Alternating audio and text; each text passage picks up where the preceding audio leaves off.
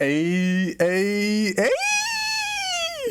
Now, I've been thinking about doing this video for a couple of days now, and I thought it'd be pretty interesting, and the way it turned out, I like it a lot. The little transitions and everything, I'm kind of feeling myself a little bit. But yeah, this video is going to be my favorite area from each Xenoblade game, so 1, X, 2, and 3. And I will be including the side games in with the main games, so Future Deem will be factored in to Xenoblade 3, Future Connected into 1, and Torna into 2. So when I choose from each game, I'm going to be including the side game. And I'm going to be doing my favorite area plus an honorable mention, because there's just so many damn areas in this series that I love.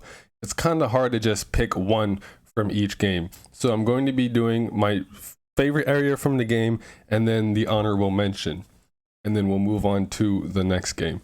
So yeah, let's just get straight into it.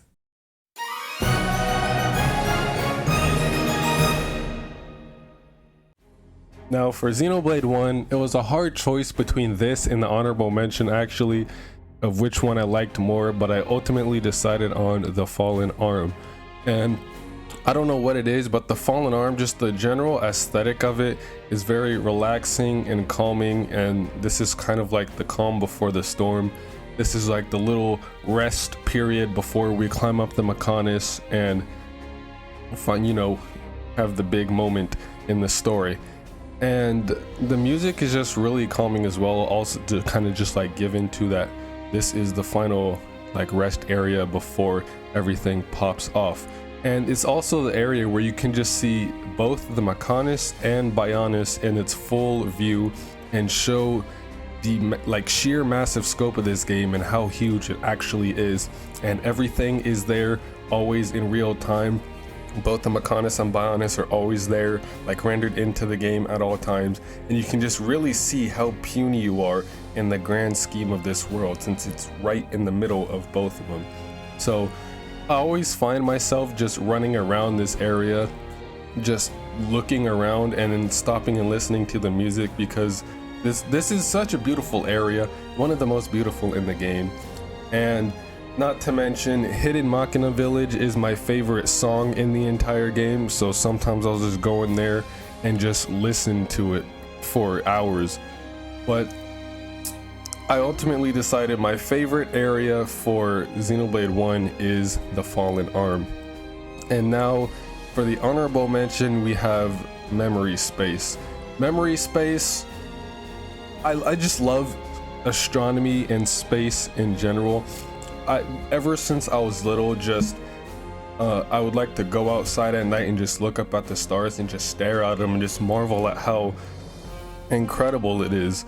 Just having billions and billions of stars all throughout the night sky and just see how different they are. Space always just fascinated me, and just wondering what's out there, what could be out there if we could ever travel further than Earth, and just the marvels of all the galaxies and black holes and stars and everything. Space is just so damn fascinating, and I can go on and on and on and on forever about how much I love it. But this is definitely one of the most memorable parts of the game, just running through the solar system and seeing all of the planets in real, like actually the real planets. And it's not just like some drawn planets, like the actual planets. They look so real right here. But Memory Space is an incredible area, and that was my honorable mention.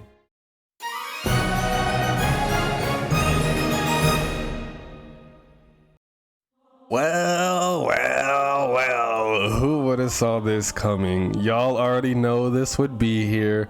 My favorite area in Xenoblade 2 is obviously the World Tree. I've gone on so many times about how I love the World Tree. It's my favorite area, and I actually made a video on how it's the best endgame area in the entire series. I made that like a year ago. But I kind of like, for the same reasons I said for Memory Space, I just really love the whole like astronomical and like space aesthetic of it. It's a giant fucking space elevator that leads up into a space station. Like, how is that not badass? All right. And just the whole atmosphere of it, especially with the help of the music. The music especially is one of my favorite songs in the game. It really gives this like spacey, big open like atmosphere. Like when you listen to it, it feels like you're in space. It's just so cool. The atmosphere is just so perfectly captured by the music. It's hard to explain. And then sometimes I'll even find myself just sitting in Radamanthus and just looking out over Earth and seeing the orbital ring disappear into the horizon. Like I'll just sit there and just stuck in awe, just staring out into space at Earth and the orbital ring and just everything around me. So I am a complete fucking sucker for space. So this is like the perfect endgame area, or just area in general. Any like space area I'm going to love. But yeah, the world tree definitely tops it. And then just the long climb up the world tree, all the build up and lead up to finally getting to Elysium, and the tension is building of what does Elysium look like, what's gonna be up there as you travel up the world tree from the base all the way to the top. And then the long elevator ride up to Radamanthus once you reach the top it'll never not be great. And for my honorable mention is actually Oresco from Torna. I don't even know what to say about this. Oresco is such a beautiful city, not only in the architecture, but the music, especially the music of Oresco is absolutely, it's angelic, all right? Gives me so many eargasms. This theme is so good. It's like so serene and just like perfect. It's really hard to explain it, but this song is so beautiful. Like whenever I'm maybe like editing a video or working on something else, I'll like pop on Oresco and just chill to it. It's such a relaxing song that it's basically like lo-fi music. Like this is Xenoblade lo-fi. Oresco is such a beautiful song, it's not even funny. And then just the town itself is fun. It's kind of cool to see all the characters and see how everyone's, you know, getting by in Oresco, seeing all the blades and humans living together, and just see how everyone just interacts with each other.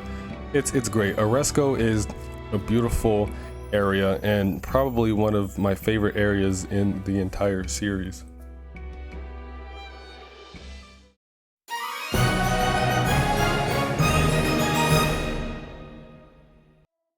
Now, this was probably the hardest one besides Xenoblade 3, but I really don't know what my favorite area in Xenoblade X is. I like all the areas pretty much equally except Cauldros. Primordia, Noctilum, and Sylvalum I love all of those areas, but I guess if I had to pick one, I guess it would probably be Sylvalum. I don't know, it's kind of gives like off this alien-y vibe. It's like an alien type of continent, all these weird like white bone structures everywhere and these weird bulbs. It gives off like an Avatar type of vibe, like the movie. And not to mention the music in this game is so slept on. All right, you know, it's a Xenoblade game, so of course the music is going to be incredible, but Sylvalum especially, the music is gorgeous, especially during the nighttime. And it's just an overall great area. One of, you know, there's a super boss in this area that I still haven't been able to beat. Once I get my Ares 90, which I'm close to, I'll get to it. But Sylvalum is a beautiful area, and this is probably the area I spend most of my time in, obviously other than Primordia, but I don't think people appreciate how good of an area Sylvalum actually is. And now for my honorable mention, I'd probably say the Lifehold Core. That kind of sounds a little bit weird and lame, but kind of for the same reason as Memory Space and the World Tree, it kind of gives me a space vibe, because the Lifehold Core is like that is the life hold core we've been looking for the entire game, that holds the consciousness of everybody on Mira. That's like the giant, massive, supercomputer that holds everybody's bodies in there and souls that, is keeping everyone alive. So it's kind of surreal to like finally get to the life hold core and see how massive it is, and then we go inside and see how massive and advanced it is. It's just the whole feeling I get of being at the life hold core is like, this is it. The entire game has been leading up to this moment, finding the life hold core and recovering it. And oh, it's such a cool area. I can't even really describe how it makes me feel, because it's not really even an area, because at the end of the game you go into a life hold core and it's just one big room, and then the final boss happens there, and then once you beat the game you can't go back inside. You can still go to it and like on the outside, but you can't go back inside. But the ending of Xenoblade X was probably my favorite part of the whole game, just learning more about the lore and the story at the end with the life hold core and the characters. It's just fascinating. I know Xenoblade X wasn't, the story wasn't its strongest part, but I really did enjoy the story, especially the ending.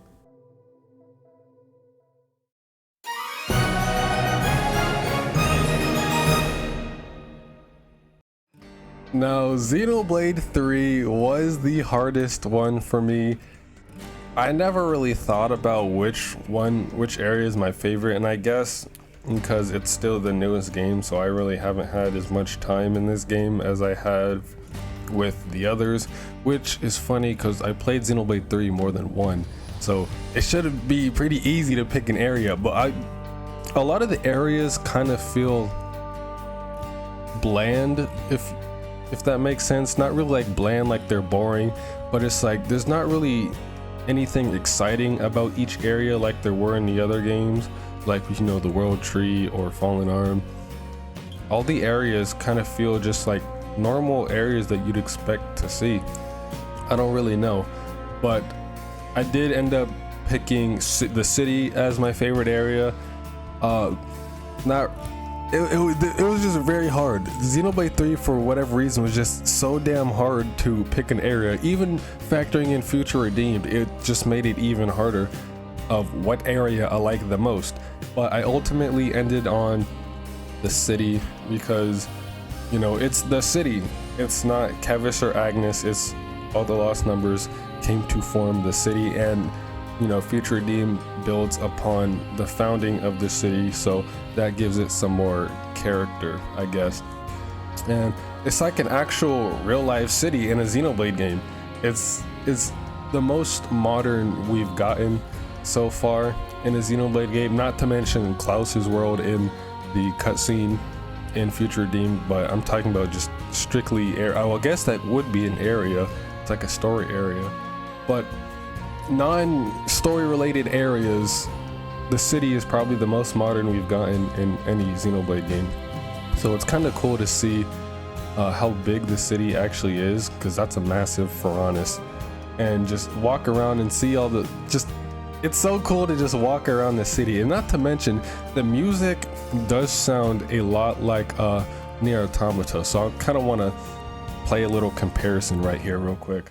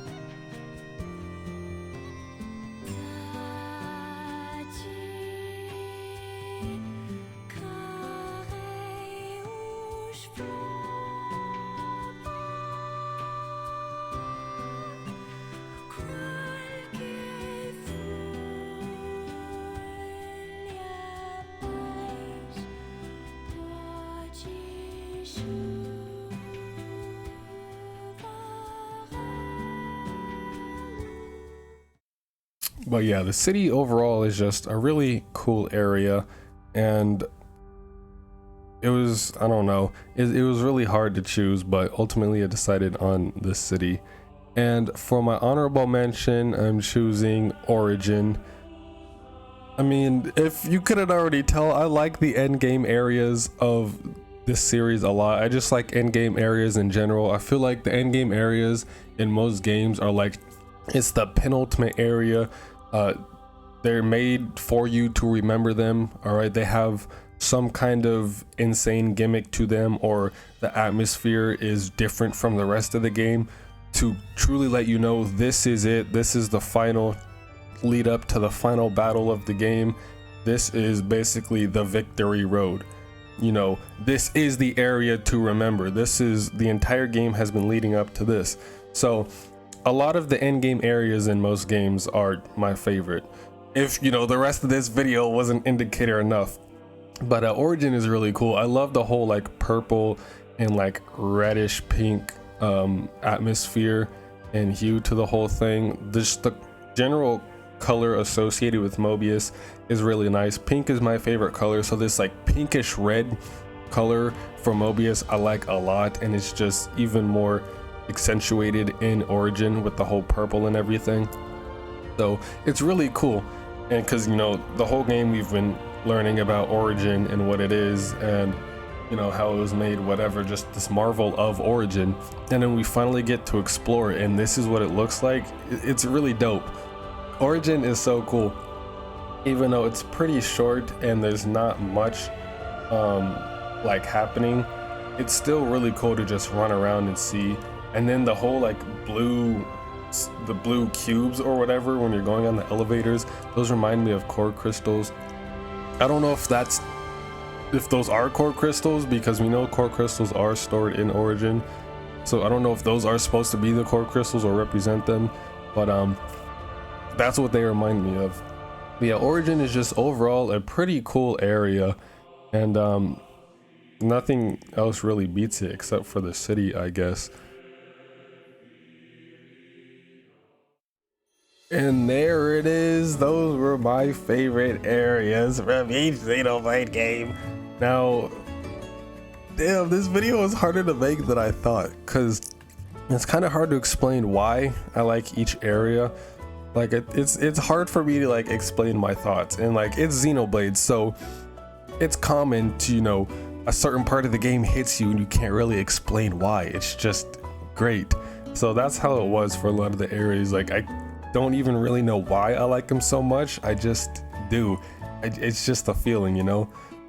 But yeah, I like this video. I'm going to make another one for my favorite cutscenes from each game. That one's going to be a lot more fun. I'm gonna have more fun making that one.